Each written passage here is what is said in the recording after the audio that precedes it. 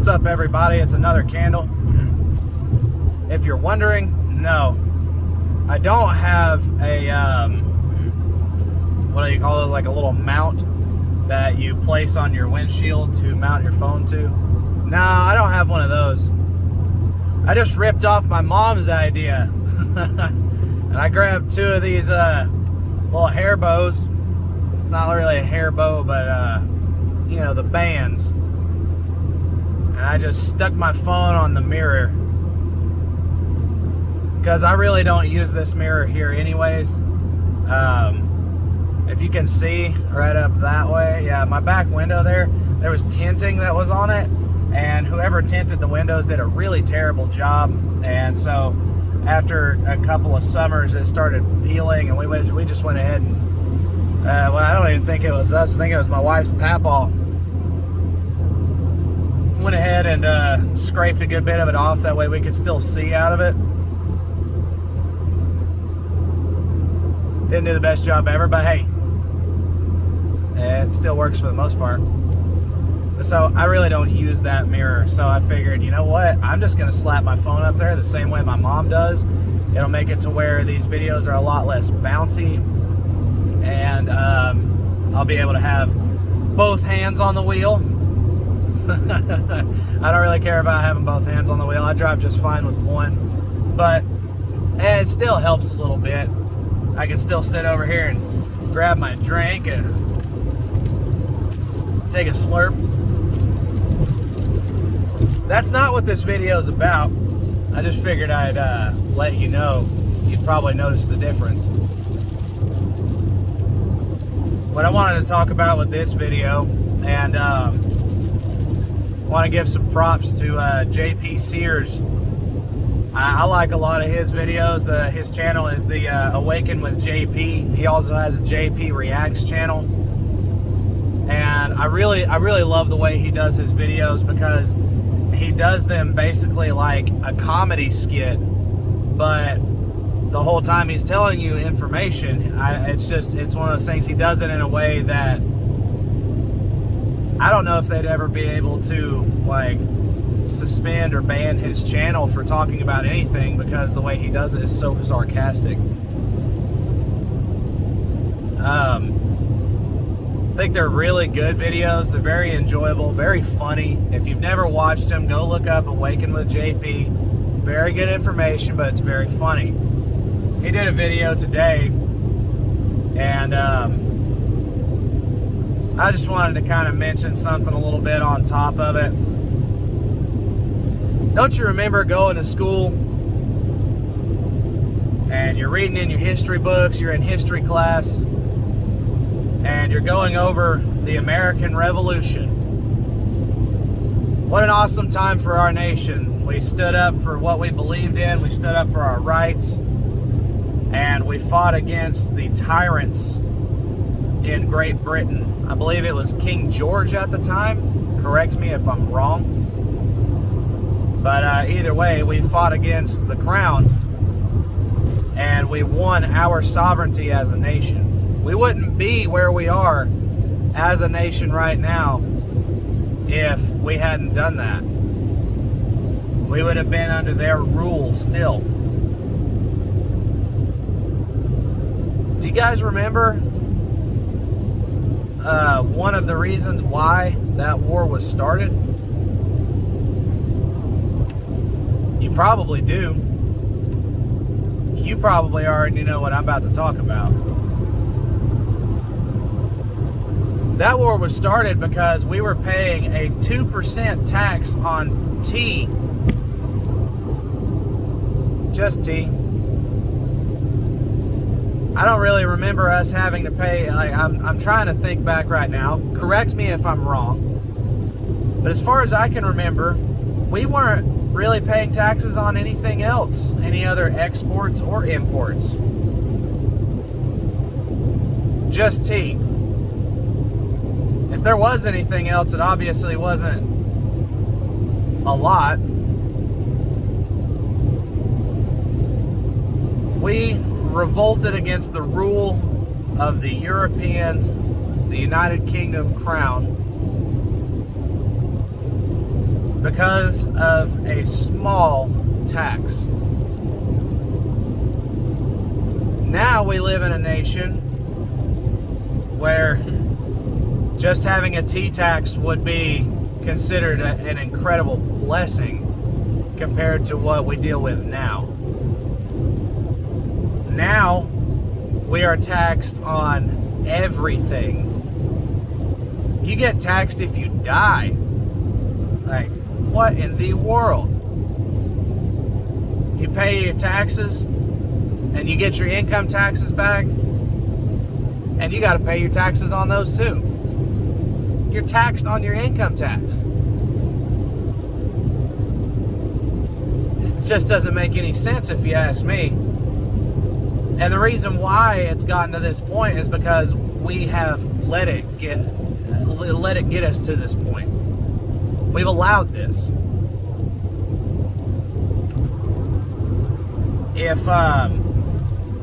If Americans would see the things that are going on right now, the way our taxes are used, and if we would just get mad about it and say something about it, things might change. But you see, they've got us way too comfortable to want things to change. Everybody's out here like, oh no, I mean, I like having all the nice stuff I have, and you know, I don't mind my job and stuff like that. Yeah, you could have all of that without having these insane taxes that we do. What do your taxes pay for? Oh boy. They pay for a lot. Something I didn't even know until I watched that video by JP, that our taxes are funding the Taliban. I didn't know that. Now, I did know that it was through our taxpayer money that, you know, we buy the majority of military vehicles and weaponry and ammo and stuff like that. I know that the majority of our taxes, or of those things, are paid for by our taxes. And I did fully understand that whenever we pulled all of our resources, I can't say resources, when we pulled all of our manpower out of a certain Middle Eastern country, this group called the Taliban came in and took everything that we left behind. I think it was somewhere around 85 million. Don't quote me on it, I could be wrong, but I think it was around $85 million worth of equipment, munitions, weapons, vehicles, all of it. Our tax dollars went to that. We funded them because our government allowed it to be funded. And then apparently now our taxes still go over there and try to pay for humanitarian efforts, which the Taliban just sees hold of before it makes it to any of the people, and they still take our tax money. Your tax money also pays for abortions. You know, those things that the majority of us who believe in life and believe in everyone having the ability to be able to live and not having that choice taken away from them without them ever knowing they had a choice in the first place. Yeah, we pay for that. You and me. We who disagree with it, we pay for that. I feel like there should be a write-off or something in the paperwork somewhere that would allow us to choose the way that the tax dollars that are being taken from us are actually used. Of course, they're never going to do that. Why would they do that? You know, I think it's funny with how irresponsible our government is with money, not just our tax dollars, but all money. I mean, good grief, we're $35 trillion in debt. Please tell me how that's not irresponsible. The government has more debt through my tax dollars than I have with my regular dollars. That's pretty bad. If I was $3,500 in debt, I'd be like, whoa, we're way too far out. We need to pay this up, get squared up, not be in debt anymore. I don't know about you, but I don't like being in debt to anything. I won't use credit cards. If I can avoid it, I won't take out loans. Me and my wife have had to take out a loan before, once or twice. I can't remember what exactly for. It's been a couple of things that we needed to take a loan out for at the time. And so we have, and we got them paid up fairly quickly. But that being said, we won't hardly do anything like that unless we actually need to. What in the world? Cops pulling over a homeless person under the bridge there. That irritates me too. Our tax dollars pay for that too. For them to go speeding down the highways, not giving a crap, pulling people over and arresting them for hardly anything. We pay for that. Don't get me wrong, I do respect our police officers. They do put their lives on the line for quite a few things. But I will say, by and large, they are also irresponsible with the power that they're given.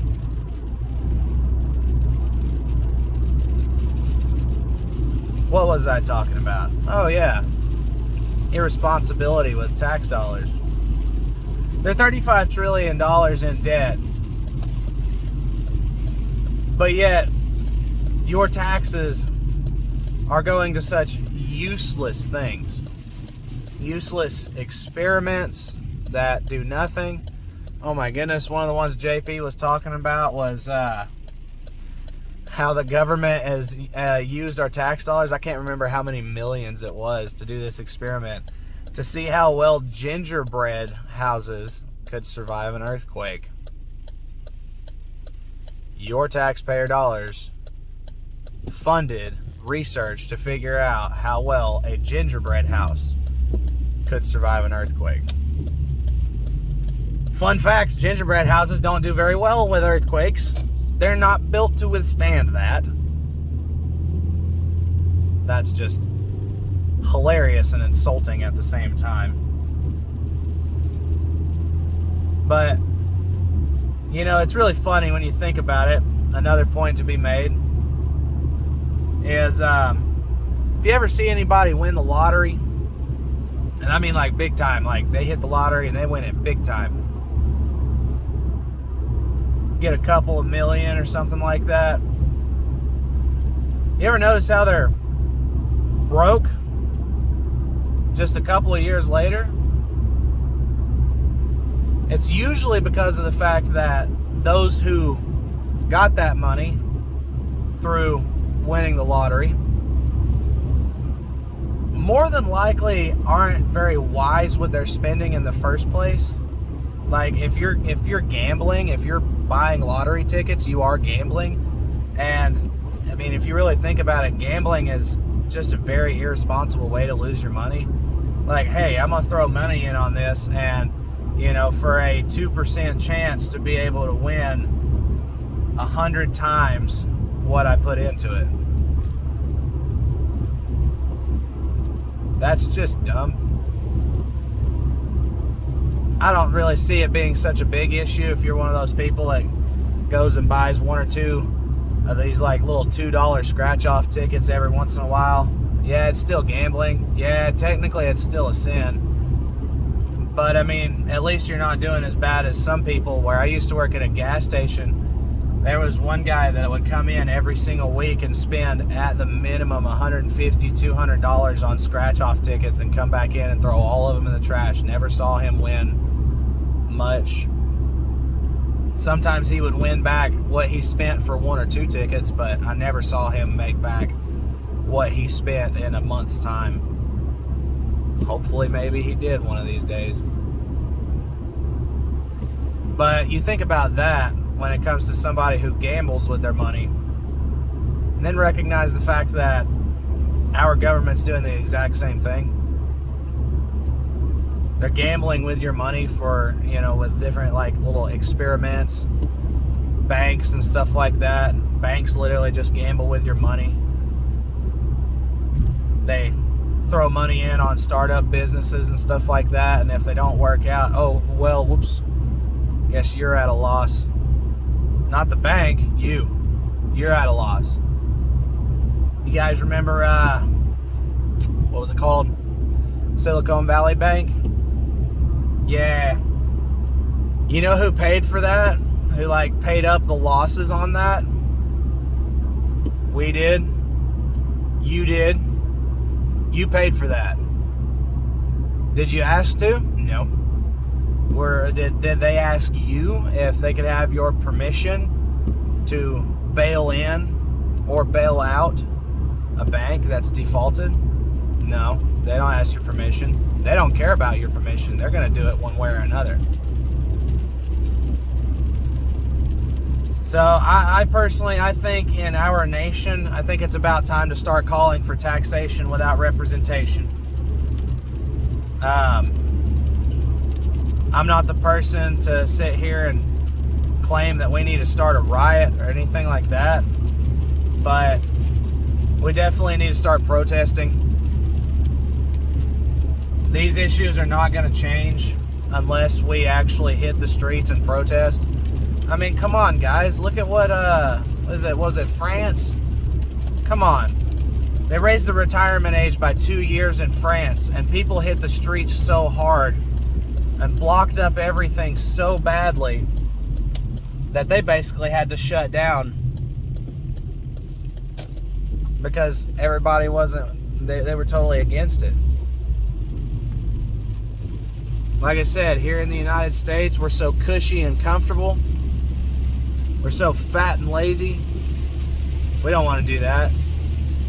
And oh my goodness, we definitely don't want to lay down our lives to try to protect our lives, our money, try to protect our children's future. No, goodness no. I don't want to lay my life down for that. I have so much to live for. Yeah, taxes. You have a lot of taxes to live for. They want you to live for it too. So, like I said, I'm not trying to incite violence or nothing like that. It's not like that. But we definitely do need to be protesting. And listen, hey, a lot of countries have done it, and they've protested without much violent incidents, and except for there's always a couple of extremist groups that you're going to see getting violent. But many countries have protested successfully and gotten things changed within their government. We can do the same thing. I can almost guarantee you, if 1/3 of the nation decided, all right, until you can represent to us and show us how our taxes are actually being used beneficially, then we're going to stop paying taxes. We're not going to go out and work our jobs. We are going to bring our work home and start homesteading and farming our own land. See how long it takes before the government decides, hey, whoa, these guys are definitely pushing us. We're going to have to do something. It's either that or they'll go to the extreme and they will send you one of their thousands and thousands of armed IRS agents to your door, which, by the way, is one of the reasons why they don't want you to have guns. The British tried to come and secure our weapons too right before the Revolutionary War. Oops, did I say that? Oh, yeah, I did. Because they did. I want you guys to keep this stuff in mind. I'm not going to let the video go much longer than this because I'm sure probably only about 5% of you are going to watch this video all the way. and that's okay. If you want to miss out on the information, that's fine. I may at least link JP's video down in the description. That way you guys can check out his video. And I may try to do like a little mention thing for his video. That way, maybe hopefully he'll get to see this and see that, you know, hey, even some little guy and little channel out here is like, hey, come on, man. You got this. You're doing good. If you do see this, by the way, JP, I love your videos. They're great, good information. Keep it up, man. But, yeah. I'll see you guys later. I hope you all have a blessed day. I hope you enjoy this spotty rain and spotty sunlight, and I hope you all don't get too cold this weekend. God bless you guys. I'll see you later.